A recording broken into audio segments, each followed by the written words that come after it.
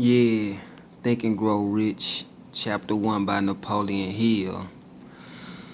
The first chapter is about your thoughts. Um, he gave an example. It was this guy named Barnes, um, and he didn't have a dime. He didn't have any way to achieve the thoughts that he had in the physical world, but he knew in his mind what he wanted. But he was determined, so he goes to Thomas Edison. If y'all familiar with him, he was a businessman back in the day. So this what Thomas Edison said about Mr. Barnes. He said that he looked raggedy. I'm paraphrasing. He was basically saying he looked raggedy, but his facial expression looked like he knew what he wanted. Then look, check this out. Then he said, anybody who willing to gamble their entire future on a single turn of the wheel is for sure to win.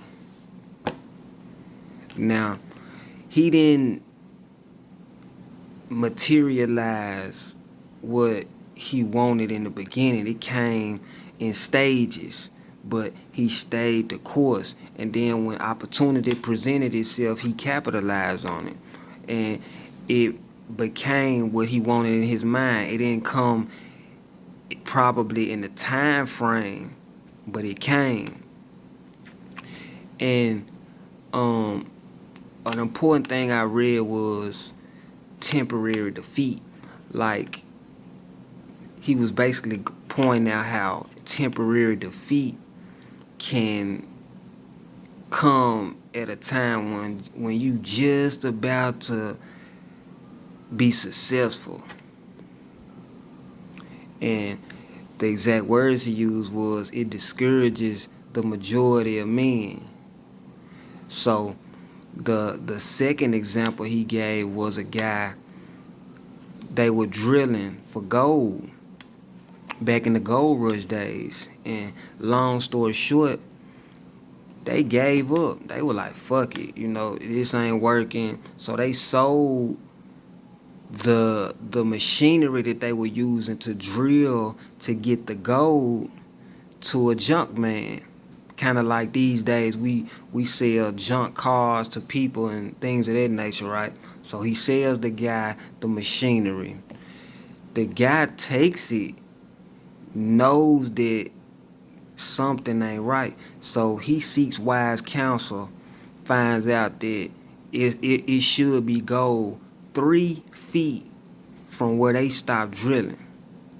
So he does that, boom, he get millions of dollars. He struck gold, got millions of dollars. So what I get out of that is, no matter how discouraged you get, you can't quit. You gotta keep going. You gotta keep going to the end, And we all struggle with it, but you gotta keep going. And another key thing he said, and mind you too, he had a couple more examples of a little girl and Henry Ford, but I felt like those were the ones that stuck out to me. And this as well, he was talking about how the mind is a magnet.